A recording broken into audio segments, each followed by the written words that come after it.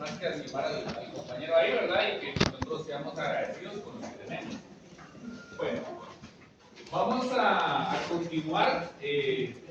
Para el día de hoy les pedí que trajeran su constitución, porque el tema que nos toca abordar, si bien es cierto, pues tiene un surgimiento en otra época, definitivamente marca el inicio de lo que es una submersión del Estado y del individuo, ¿verdad?, a las leyes, y por consiguiente la consolidación o el fortalecimiento de ese ente complejo que nosotros conocemos como Estado.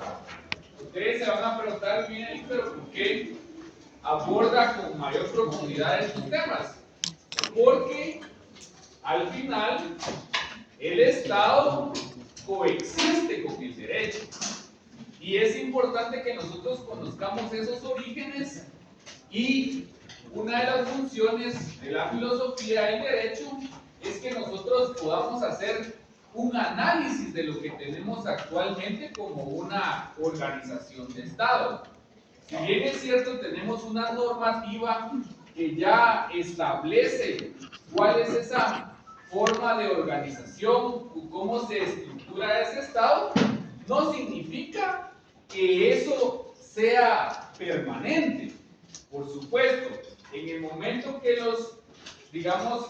los constituyentes crean una constitución política de la República, lo que intentan es generar esa permanencia, generar esa certeza jurídica. Sin embargo, pues tendríamos que revisar desde los principios constitucionales para verificar si realmente este sistema que tenemos responde a la creación de esa constitución, responde a las necesidades que nosotros tenemos como población guatemalteca. Entonces, ya ustedes se harán el análisis correspondiente y llegarán a su conclusión. ¿Será que realmente este sistema sí nos da una respuesta a lo que nosotros necesitamos como población? Y analizar, ¿será que este sistema como se organiza realmente es eficiente? ¿Realmente hay una verdadera administración? ¿Hay una verdadera legitimidad?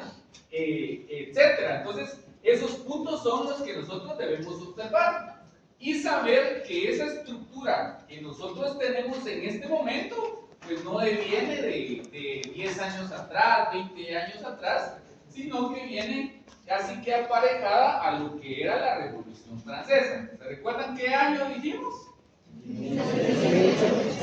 Se lo va a olvidar, ¿va? Ya vieron. Entonces, eso es lo que marcó, lo que digamos, o lo que definió lo que nosotros tenemos actualmente como sociedad. Resulta que este personaje francés enuncia una teoría denominada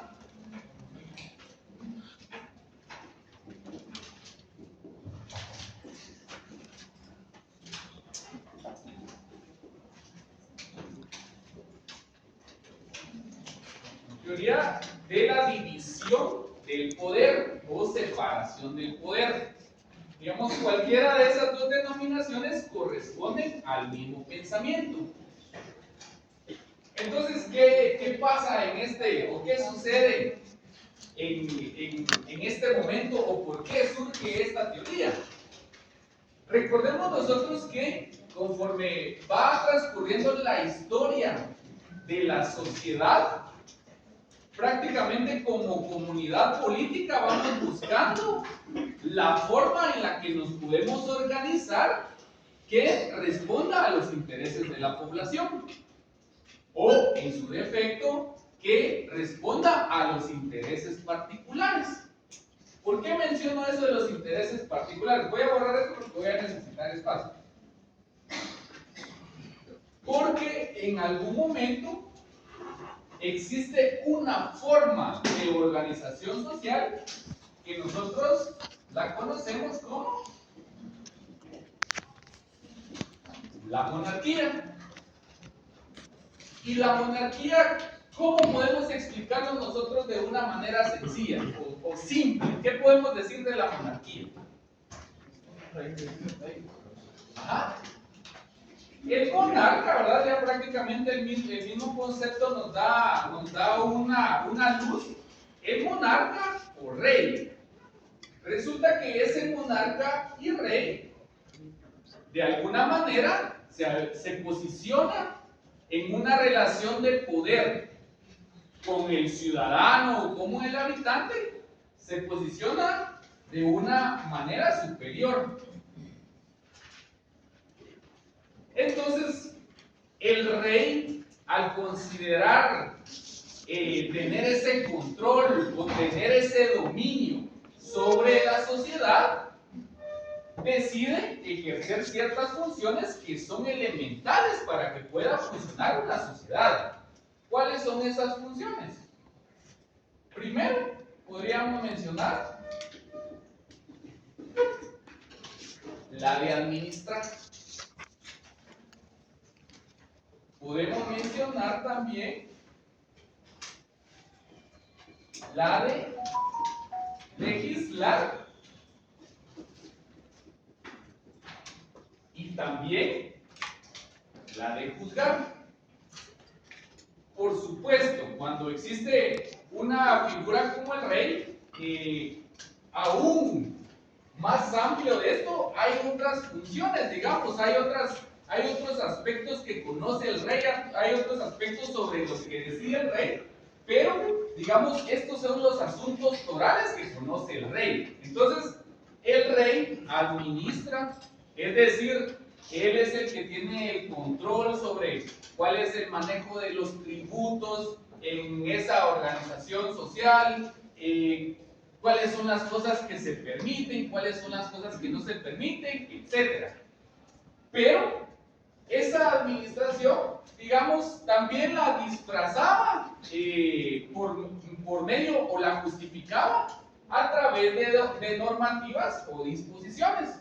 Es decir, el rey emitía sus edictos, emitía sus disposiciones, emitía sus acuerdos, sus reglamentos, etcétera, sus ordenanzas. Él las emitía.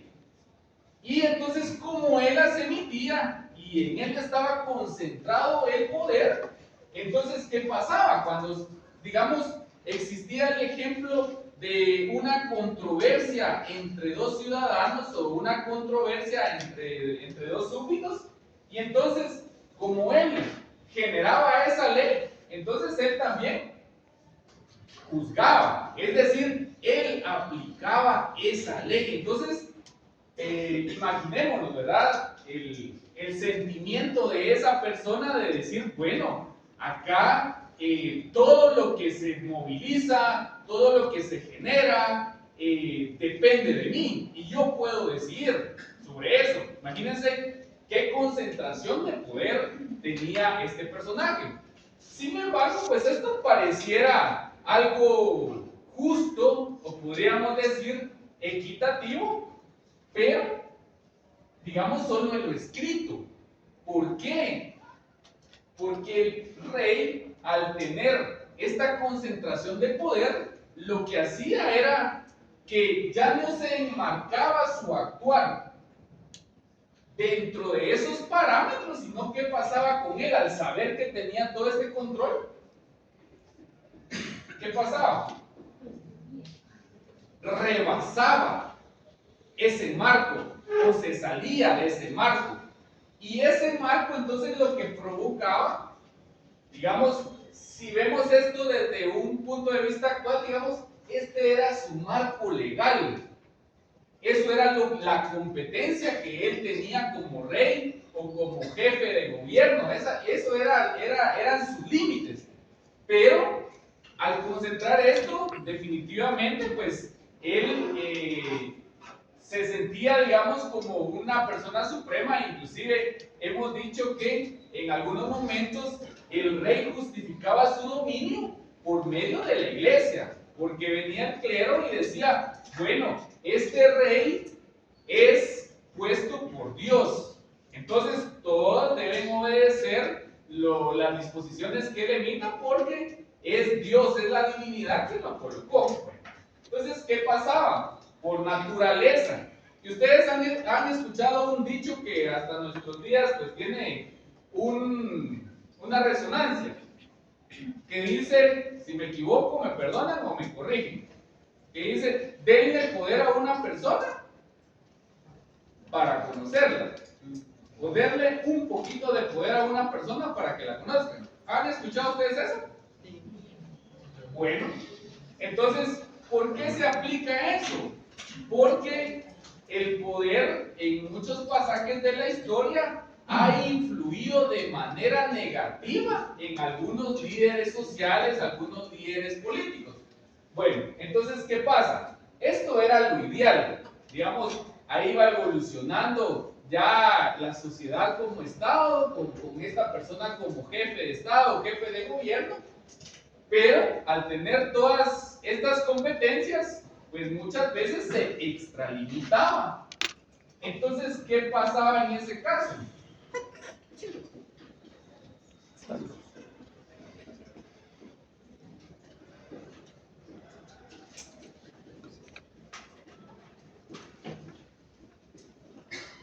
¿Qué pasaba en ese caso?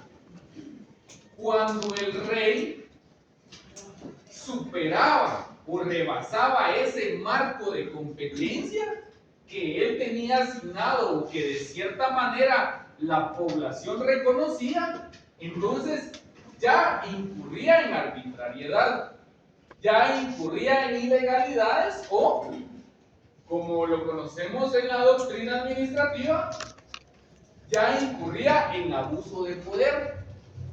Entonces, tenía que existir alguna manera o un mecanismo o un instrumento que evitara este tipo de situaciones. ¿Ustedes han escuchado la palabra arbitrariedad? Sí. ¿Y qué es lo que ustedes entienden al escuchar este concepto? Están violentando eso. Por ejemplo, dicen, la verdad es de que actuó de manera arbitraria. ¿Cuáles esas palabras o esos conceptos con los que ustedes asocian esa palabra? Digamos que tal vez se toma una decisión por él mismo y no es consensuada por otra persona. Ajá. Eso podría ser. O sea, basándose en sus intereses. ¿Qué otra? ¿Qué otra? Y esto en el derecho administrativo es bien fundamental. Esa palabra ustedes la van a encontrar en la ley de lo contencioso administrativo, por ejemplo, la arbitrariedad. También sería actuar como no regirse a ciertas normas o hacerlo de forma incorrecta. Sí. Si queremos entenderlo de manera sencilla y no técnica, es hacer el antojo de quien está emitiendo una decisión. Es decir, aquí está una ley que me limita, que hay una disposición que me restringe, pero yo voy a hacer lo que a mí me importe. O sea, es un abuso de poder. Si lo vemos de una manera más técnica, podríamos decir que es una manera de actuar que genera violación de derechos o una forma de actuar parcializada. Ustedes han escuchado que cuando se expone el tema de justicia y de los jueces se menciona que ellos deben actuar con objetividad e imparcialidad. ¿Y eso qué significa?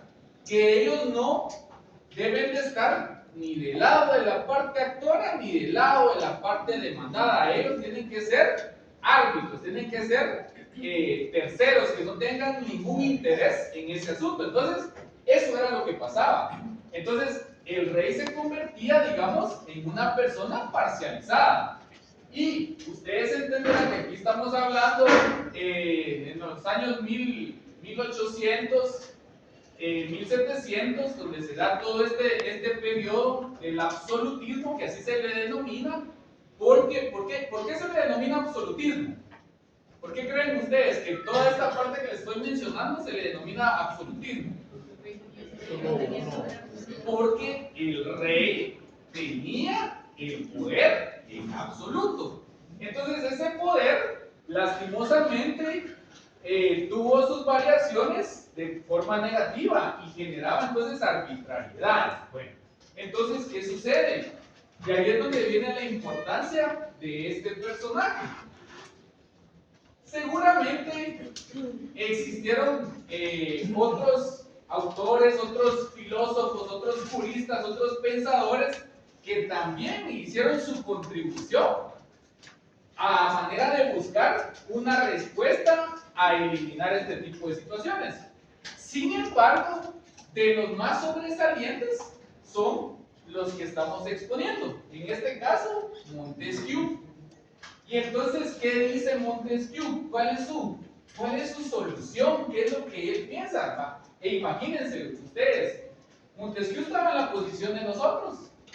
Sabía que ya había una organización social, digamos, que estaba definida y que tal vez podía pensar él, bueno, si esto está definido y para cambiar este sistema, imagínense qué elementos deben converger para cambiar este sistema. Me imagino que lo veía un poco imposible. Es como que yo les dijera ahorita, miren, refundemos el Estado, mandemos a conformar otra Asamblea Nacional Constituyente. ¿Creen que esas situaciones son fáciles? ¿O cambiar el sistema? No. Sin embargo, él sabía que estos aspectos generaban un detrimento, digamos, o un perjuicio de la población. Entonces viene y a través de su pensamiento, y como les decía la otra vez, le damos el crédito y tenemos que aprendernos bien este nombre, porque de ahí es donde nace la división del poder. Y entonces dice él, bueno, realmente el concentrar el poder, el concentrar todo el poder en una persona es dañino, genera agravio para la población, genera perjuicio para la población. Entonces, ese poder que tenía el rey, lo tenemos que dividir. Entonces, de esa cuenta, es que se menciona la división de poderes. Cosa que, como les digo, en este momento nosotros lo vemos tan natural porque desde el primer semestre nos vienen indicando que hay un organismo judicial, un legislativo, un ejecutivo, lo vemos con tanta naturalidad. Pero imagínense la invención que tuvo este personaje para la época en la que estaba. Entonces dice él, la manera en la que el Estado puede funcionar de mejor manera es haciendo ¿qué? Una separación o una división de las principales funciones del Estado. Y entonces es ahí donde ya nace la idea del poder ¿qué? Ejecutivo, poder legislativo y poder judicial. Algo que sí debemos tener nosotros claro es que el poder es indivisible. El poder que tiene el Estado, el poder soberano que tiene el Estado es indivisible. Es decir, esta separación se hace con base a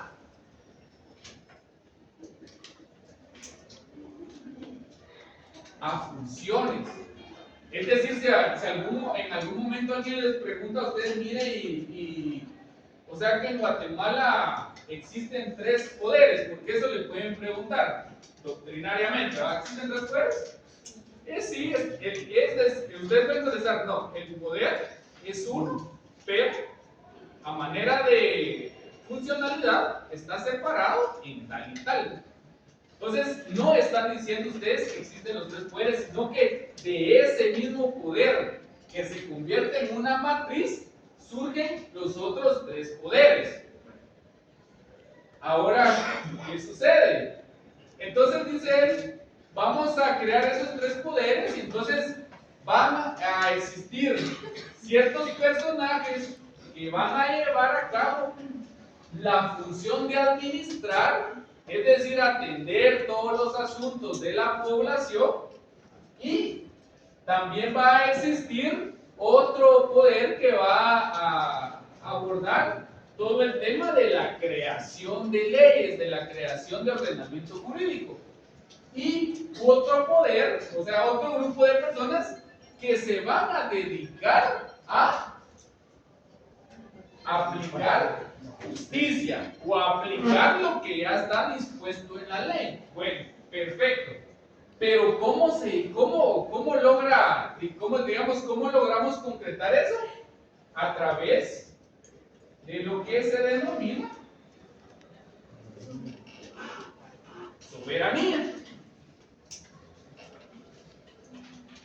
Entonces, esta soberanía prácticamente es ese poder que tiene la población, digamos, para organizarse, para tomar sus propias decisiones. Pero recordémonos que al final no podemos tomar nosotros decisiones de manera personal. Es decir, si somos un Estado, estamos conformados por una sociedad humana, es decir, un conglomerado de personas. Entonces, para tomar esas decisiones, entonces, nosotros tenemos, digamos, una porción de lo que es ese poder de decisión.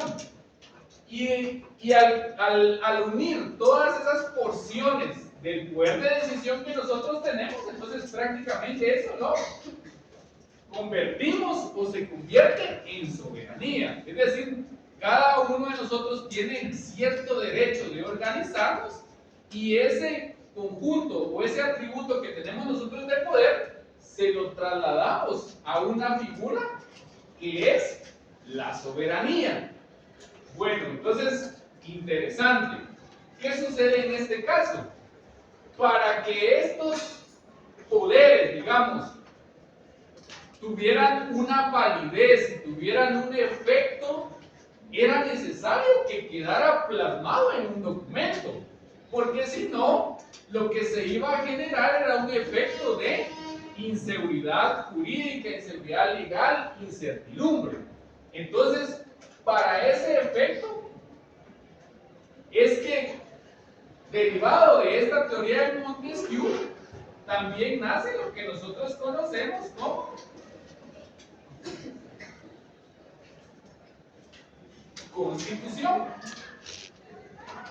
Entonces, ¿qué sucede? Entonces, ¿cómo funciona esa dinámica? ¿Cómo funciona, digamos, esa relación? Bueno, entonces si nosotros lo vemos desde ese punto de vista, entonces venimos y podemos desglosarlo o descomponerlo, desprenderlo de la siguiente manera. Entonces viene la población, que es el elemento humano del Estado, y a través de su soberanía va a delegar esos poderes, que como les digo, cada uno tiene una porción o una ración, y los va a delegar en estos personajes o en este grupo de personas. Pero, como no solo puede ser una cuestión de palabra, no solo puede ser una cuestión que quede en el aire, tiene que quedar documentado, tiene que quedar plasmado en un documento. ¿Y cuál es ese documento? La Constitución. En términos generales, así se le conoce, la Constitución. Ahora sí nosotros ya vamos a hablar de esa normativa superior de cada estado, pues entonces ya hay que ponerle su nombre y hay que colocarle su apellido. En el caso de Guatemala, ¿cuál es el nombre completo? Constitución Política de la República de Guatemala. Entonces, ¿qué pasa? Ya cuando vemos de esa manera, pues nosotros lo entendemos sencillo, decimos, sí, fíjese que sí existe. Por ejemplo, en el caso de Guatemala, existe un grupo de personas que ejercen ese poder de administración, ese poder ejecutivo. Hay otros que legislan y hay otros que aplican justicia. Pero esto lo vemos sencillo ahí, pero imagínense lo que generó, digamos, este pensamiento. O sea, era algo bien radical, era algo bien vanguardista para ese tiempo. Y todo siempre fue en respuesta de esas arbitrariedades y de esos abusos de autoridad que cometían los monarcas. Y recordémonos en el caso anterior, creo que hablábamos de Luis XIV, que él dijo, se sentía con tanto poder este personaje que dijo, el Estado soy yo. O sea, aquí no hay quien pueda oponerse a lo que yo diga, nadie puede contrariar lo que yo disponga. Entonces aquí yo mando y no hay para dónde. Entonces, como manera de contrarrestar es que surge este sistema. Entonces, ahora nosotros venimos, bueno, y él aparte de eso, menciona también que si bien es cierto, van a existir esos tres poderes, no es que vayan a actuar, digamos, de una manera autoritaria, sino que esos tres poderes tienen que tener controles. Vamos a agregarle una palabra porque esto es bien importante. Entonces él dice, bueno, antes de eso les voy a preguntar a ustedes. No pensando en nuestra Constitución, o de cierta manera un poquito, en estas funciones de un Estado, ejecutiva, legislativa y judicial, ¿cuál creen ustedes que es la más importante? La legislatura. ¿Ah? Los tres.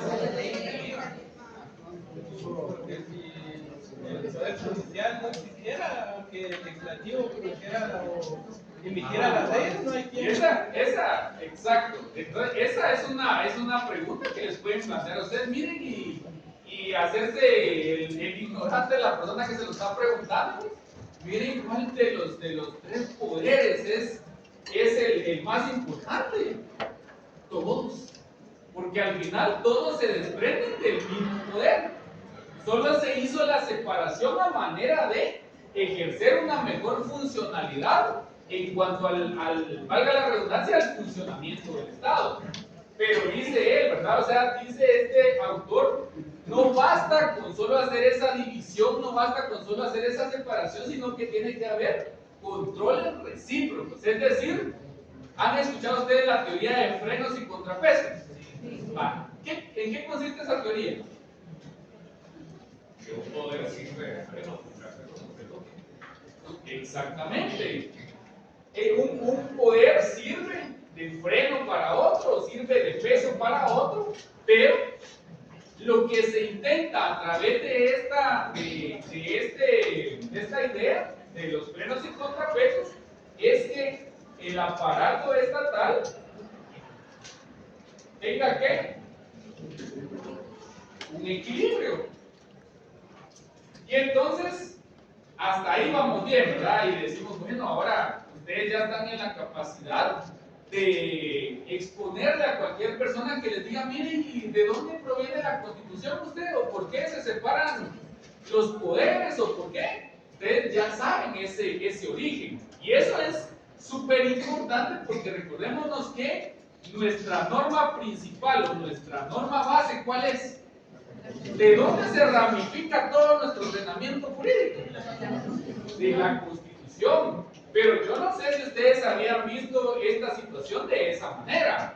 O solo les enseñaron como que eran periquitos a repetir, ¿verdad? Organismo judicial, legislativo y ¿cómo se llama el otro? Ejecutivo. Entonces, ahora ya ustedes están con una mejor capacidad de poder explicar esta situación. Bueno, entonces, ahora entendiendo ese tema, ya lo trasladamos nosotros a lo que es la actualidad. Bueno, ahora antes de continuar les pregunto, ¿creen ustedes que la idea de él era innovadora? ¿Creen ustedes que, o se preguntarán ustedes, cuánto tiempo se llevó para imaginar para pensar, para analizar cómo podían cambiar las cosas? ¿O creen ustedes que fue una idea sencilla de que sí, de verdad que el gobierno o las autoridades deberían estar de esta manera? Yo me imagino que me gustaría escucharlo porque es una gran innovación, pero lastimosamente no podemos. Pero es una gran innovación en el tema del derecho y en el tema del Estado como tal. Entonces, sí, me imagino que se llevó mucho tiempo estar imaginando. Y como mencionábamos en la clase anterior, ¿cuántos fueron los inventos? Más de 1000. Entonces imagínense, yo pensaría que en algún momento digo, bueno, solo vamos a separar esos poderes en ejecutivo y legislativo. Y después decía, no, definitivamente no, así ya tenemos que crear un tercer, separar el poder en un tercer elemento. Entonces fue algo bien complejo, cosa que nosotros en nuestros días lo vemos de manera sencilla. Entonces sí es importante hacer alusión a este tema. Bueno, ahora trasladémoslo ya a lo que son nuestros días. Fecha de la Constitución actual, fecha en la que fue creada y la que tiene vigencia. Ajá, muy bien. Entonces eso, recuérdense que como la Constitución es la base de todo el ordenamiento jurídico, esta pregunta se las pueden hacer en cualquier área. ¿Por qué se la pueden hacer en cualquier área? Porque de ahí del derecho constitucional o de la Constitución se desprende todo. Bueno, perfecto. Entonces ahora trasladémonos a nuestros días. Y el primer error que cometemos nosotros como abogados, como notarios, es que nosotros seguimos hablando de poderes. A usted le preguntan, mire, ¿y cuál es la separación o la división de los poderes en Guatemala? Y ustedes empiezan diciendo, ¿verdad? El ejecutivo, el legislativo y el judicial. Y la primera aclaración que ustedes deberían hacer es que en Guatemala no existen poderes. Lo que existe, ¿qué son? Ajá. ¿Verdad que existen poderes u organismos? Organismos porque así lo denomina la Constitución. Entonces, no podemos nosotros mencionar, o sea, acá yo lo mencioné porque estamos examinando el origen de esas funcionalidades, de esa separación de funciones. Pero lo que nosotros tenemos en Guatemala son organismos.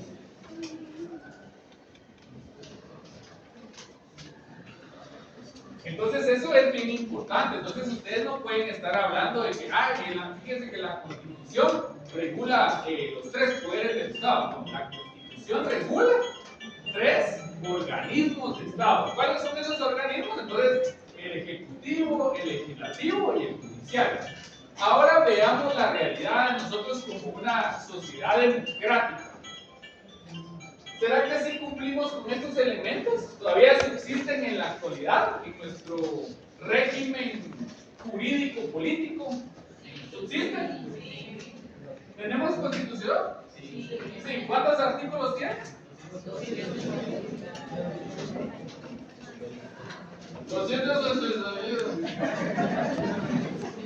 ¿Cuántos? Eso también, grábense, no se les puede olvidar a ustedes. Bueno, entonces, ¿por qué les decía el día de ayer que trajeran su constitución?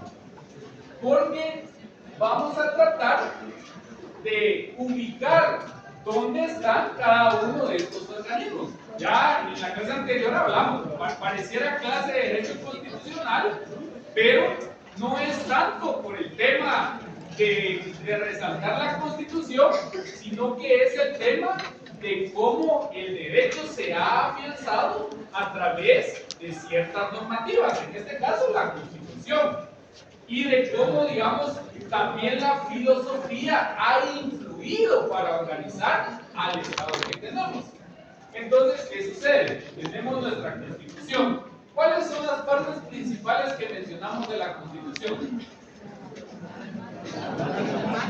La dogmática, la orgánica y la pragmática. Bueno, en la parte dogmática, ¿cuál es la subdivisión ahí en cuanto a los derechos que se tutelan? Ajá, derechos individuales y derechos colectivos. ¿De qué artículo a qué artículo puedo encontrar consagrados estos dogmas?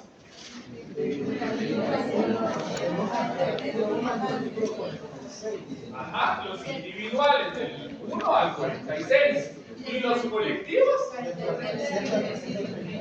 Ah, ok, perfecto. Entonces, ya ahí ya tienen ganada, digamos, la clase 1 de Derecho Constitucional. Creo que ya la pasaron, pero no sé si sabían eso. Entonces, ¿qué pasa? Ahora ustedes identifíquenme en esa parte o en esa constitución dónde encontramos esto.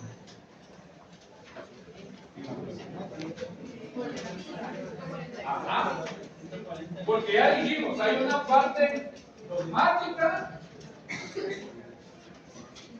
hay una parte orgánica y hay una parte pragmática. Ahora les pregunto, estos aspectos o estas figuras, ¿en dónde las encontramos? ¿Será que están en la dogmática? No. La orgánica. Ajá, están en la orgánica. ¿Y esa parte orgánica a partir de qué artículo inicia? 140. 140. Perfecto. Salud. Entonces, digamos, inicia en el artículo 140. Entonces, ¿a ustedes no les ha generado duda el término orgánico? Porque solo lo repetimos, pero... Ajá, de orden. ¿Alguien tiene una opinión distinta de la compañera? Podemos asociarlo con órganos, como ese. En este caso, no tanto órganos, sino organismos. Y, pues, bueno, hay una aclaración ahí, mejor. Lo podemos asociar antes que nada con organización. Entonces, cuando ustedes escuchen el término orgánico y alguien les pregunte, entonces van a decir, es que esa parte se refiere a la organización. ¿Cuál es el nombre de ese título?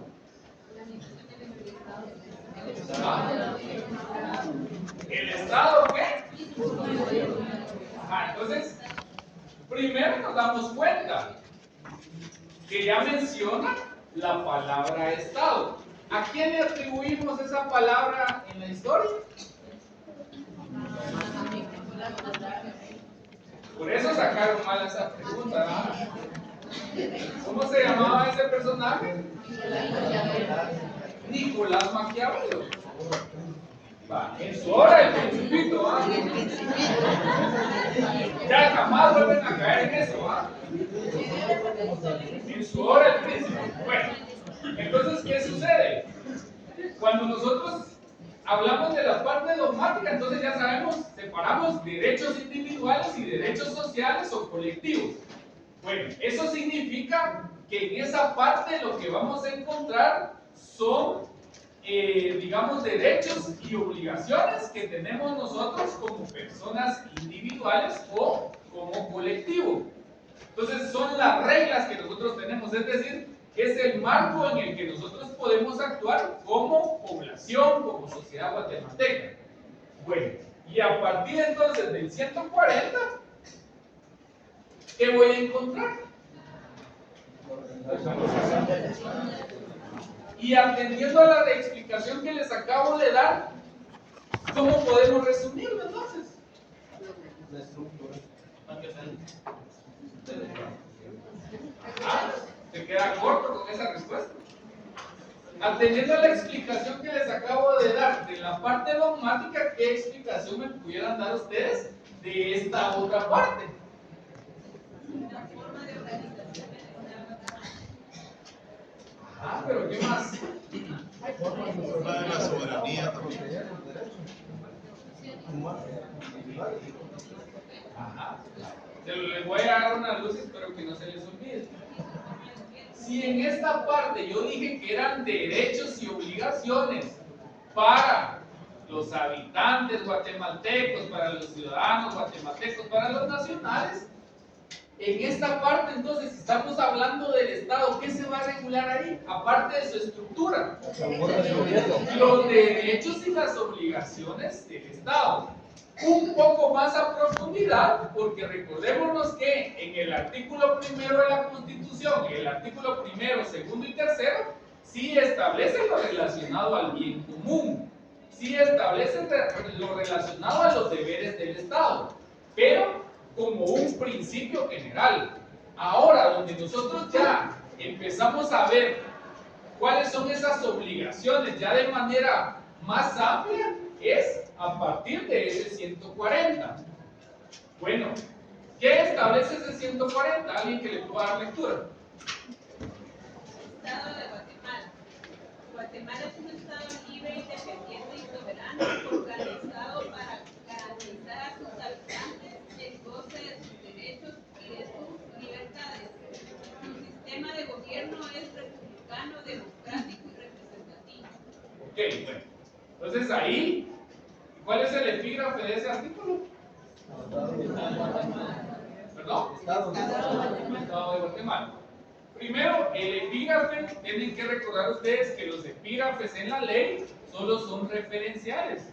Es decir, que aunque no sea congruente con el contenido, ¿qué es lo que debe prevalecer?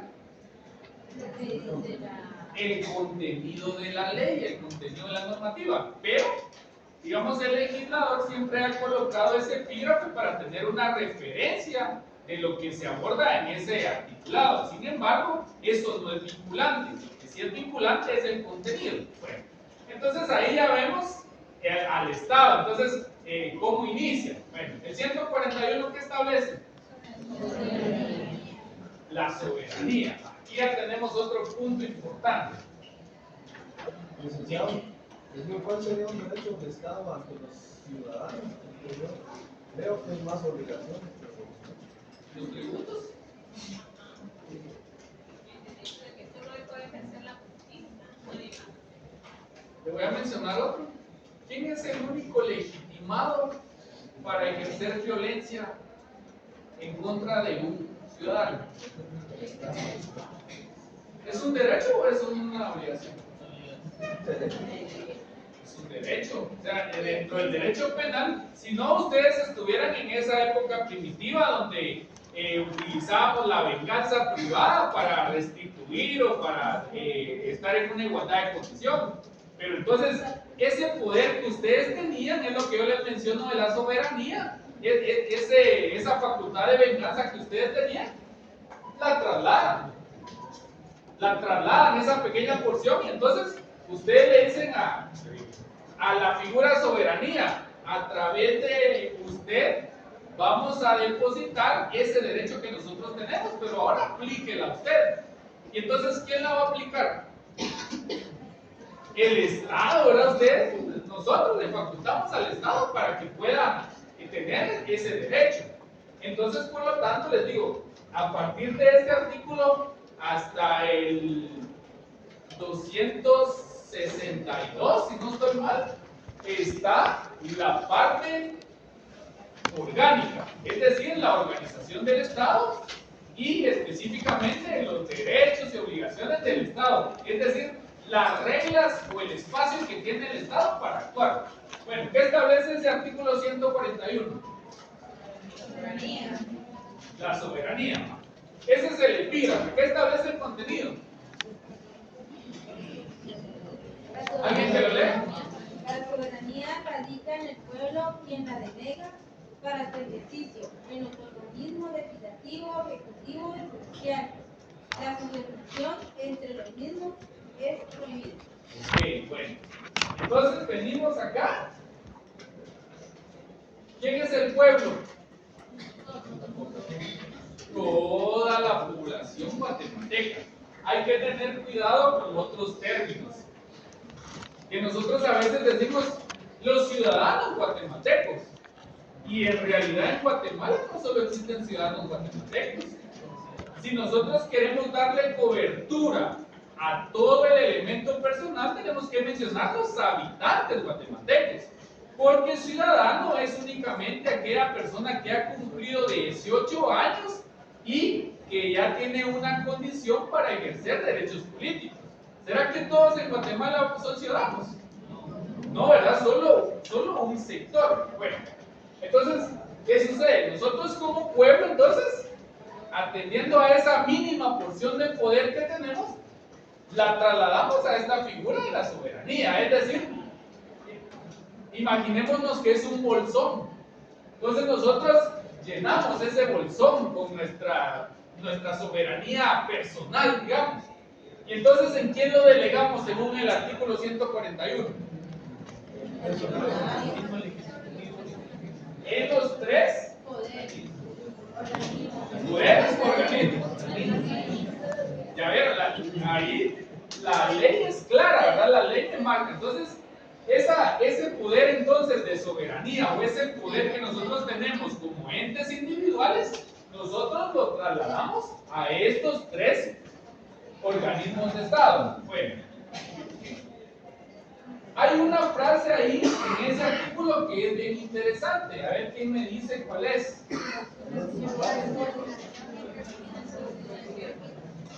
Ajá. La subordinación. ¿Y eso qué significa?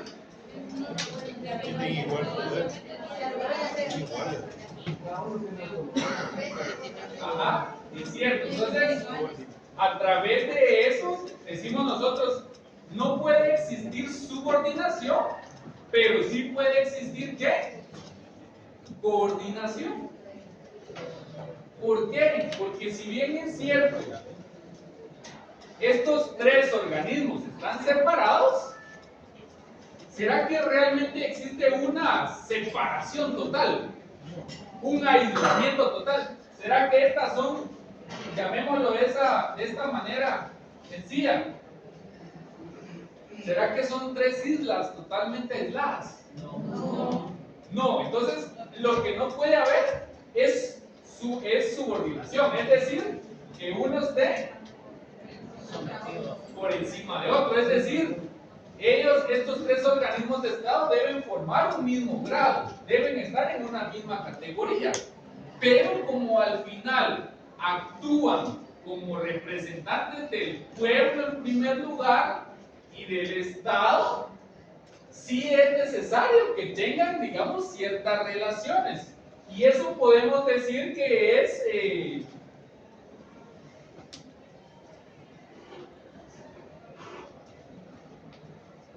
interdependencia.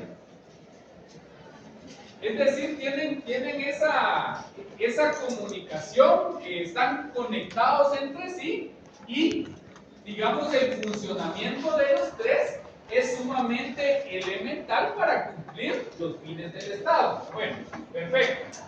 ¿Alguna duda hasta este punto?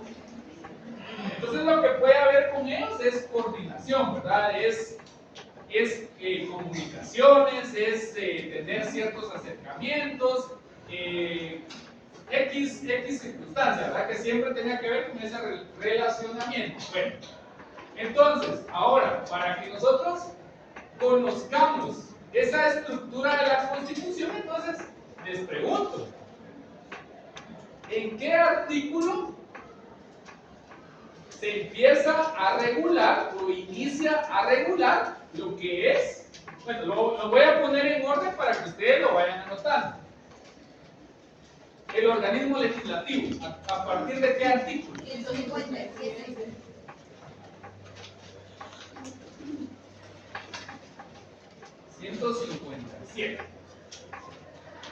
Bueno, entonces, a partir del 157, nosotros encontramos lo que es la competencia del organismo legislativo. Cuando hablo de competencia, significa que son todas aquellas atribuciones, facultades que tiene un organismo de Estado. En este caso, el organismo legislativo. Ahora bien, el organismo ejecutivo, ¿a partir de qué artículo lo encuentra? 182.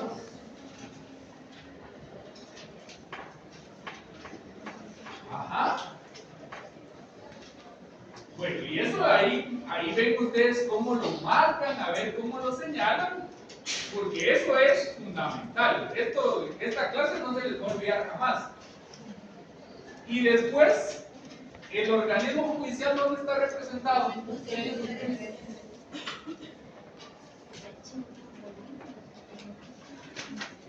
203. Perfecto. Y solo a manera referencial, vamos a decir que la parte pragmática, si no estoy mal, inicia en el 261. 263. Ahí es donde se refiere a la exhibición personal, ¿verdad? Va. Entonces, a partir del 200, ¿qué? 263. Entonces significa que con estos artículos y con esta explicación que hemos dado hoy, nosotros ya tenemos un panorama más claro de lo que es la Constitución. ¿Será que ya tenían ese panorama? No, ahora ya tenemos, es como cuando uno va a un parque de diversiones y uno ingresa y resulta que le han dicho a uno, fíjense que por allá hay un juego interesante, por allá hay otro, pero el mejor está por allá, aquí hay una cuestión acuática. ¿Qué es lo primero que hace usted para aprovechar la estancia en ese lugar? Ir a ver, dice. ¿Qué dice su lógica? ¿Qué dice su sentido común?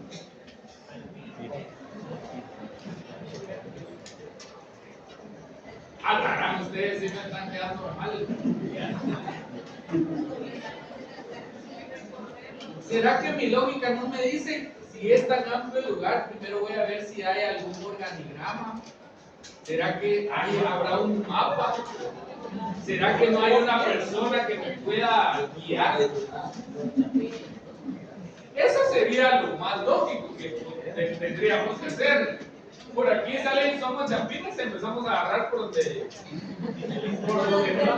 haya sombra, ¿va? Por donde haya sombra se van ustedes. Bueno, entonces, ¿por qué les pongo ese ejemplo? Porque a través de este ejercicio que acabamos de hacer, nosotros tenemos ya un mapa en nuestra Constitución.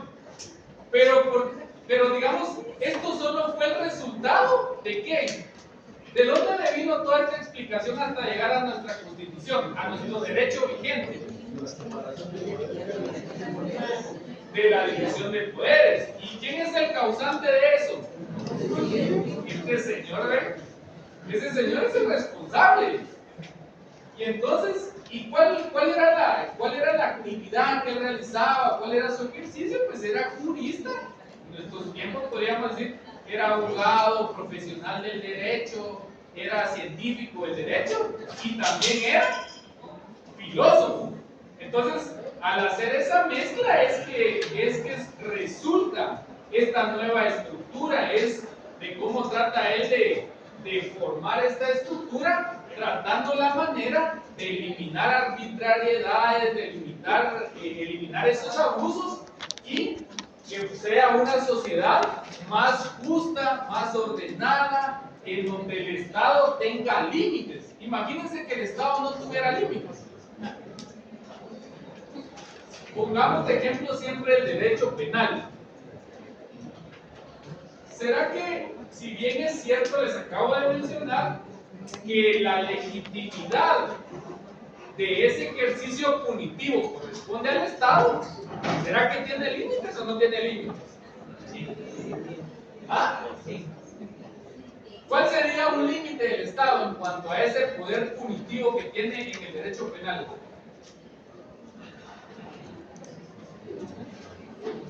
¿Qué funcionario puede hacer todo lo que le leen?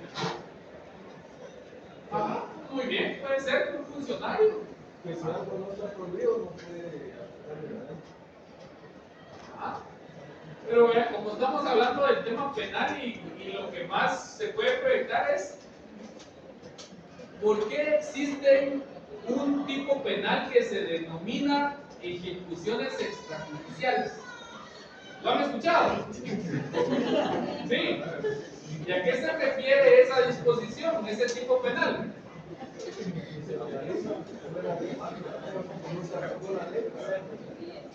Exacto, que el Estado, digamos, a través de sus administradores, a través de sus servidores públicos, de sus empleados, etcétera, puede cometer ese abuso, ¿verdad? Entonces, si no estuviéramos con esa permisión de que el Estado pudiera darle muerte a cualquier persona, y no, ¿verdad? Debe para que, digamos, en algún momento pues, se recuerdan de la pena de muerte. ¿Por qué el Estado aplicaba esta pena de muerte? Porque estaba legitimado, ¿verdad? A través de normativas estaba legitimado para hacerlo. Es decir, el único que tenía ese derecho de aplicar esa violencia contra los ciudadanos, contra los habitantes guatemaltecos. Habitantes que, por supuesto, ¿por qué se les aplicaba? Porque después de haberse agotado un debido proceso, de haberse agotado todos los recursos, resultaba que la persona era culpable. Entonces, el Estado trataba de generar de cierta manera pues una consecuencia, en este caso irreparable, ¿va? Quitándole la vida a una persona. Entonces, es por eso que existe la Constitución, es por eso que nosotros tenemos que encontrar, digamos, las preguntas que nosotros tenemos en cuanto a ¿qué puede hacer el Congreso? O miren, ¿y el Ejecutivo cómo funciona? ¿Cómo funciona el legislativo? ¿Cómo funciona lo judicial? ¿Qué tenemos que hacer? ¿Qué es lo que tenemos que saber para saber cómo funciona? ¿Qué creen ustedes que debemos hacer? Leer la Constitución. Imagínense, si a usted vienen y ahorita saliendo de acá, los detiene un grupo de policías nacionales y les abren su vehículo, les quitan su pulsón, les los golpean. ¿Qué pasa ahí?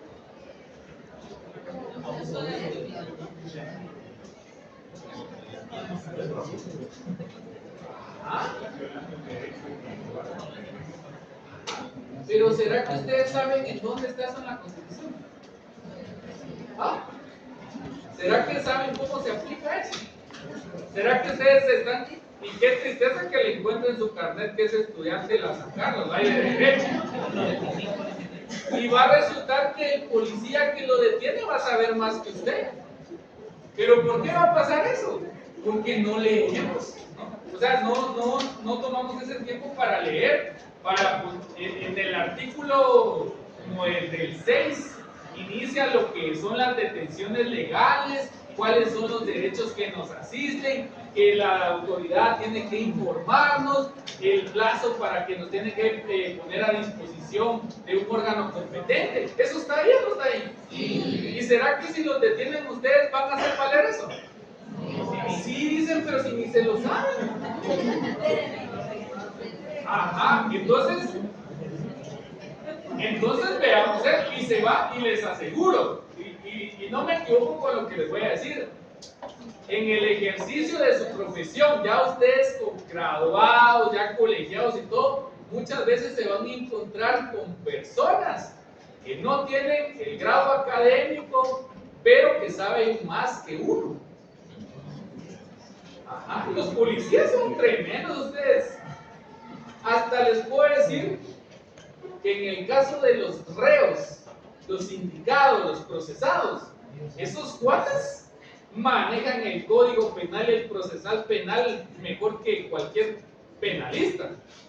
¿Y por qué? Como tienen tiempo ocioso y saben que ellos no pueden vivir en esa incertidumbre, necesitan saber qué está pasando con su situación jurídica. Entonces, ¿qué hacen? Leen y leen. Y resulta que cuando uno llega a platicarles, hasta le quieren sugerir a uno, ¿verdad? Mire, Ricky, ¿por qué no plantea otro recurso? ¿Ah?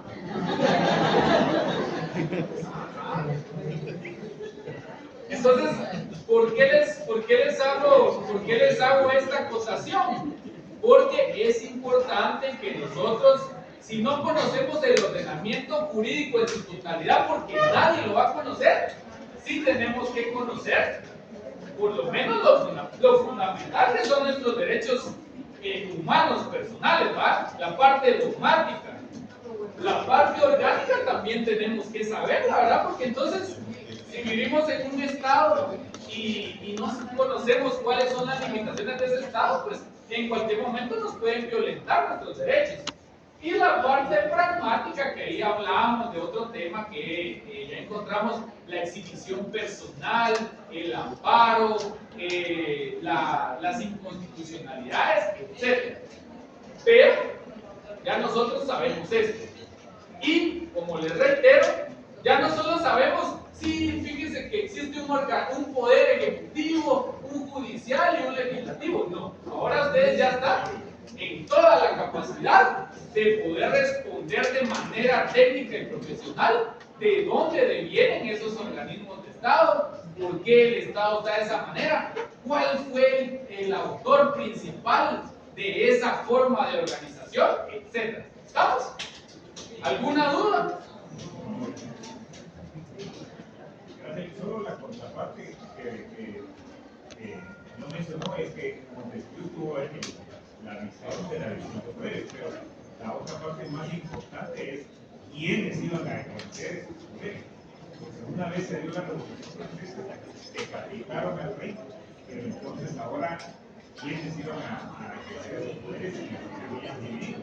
Entonces lo que sucede es que hubo un consenso entre los filósofos, todos los que dicen que fue Montesquieu, en que fuera el pueblo, pero ¿quién es del pueblo? Entonces ahí viene el principio de las elecciones, pero en ese momento fueron los seres pensantes, lo que el mismo pueblo determinó que fueran las personas que tenían más conocimiento en las diferentes áreas para poder ejercer esos poderes, porque de ahí es lo que ¿verdad? Porque digamos, el título está escrito, pero al final es manejado por personas.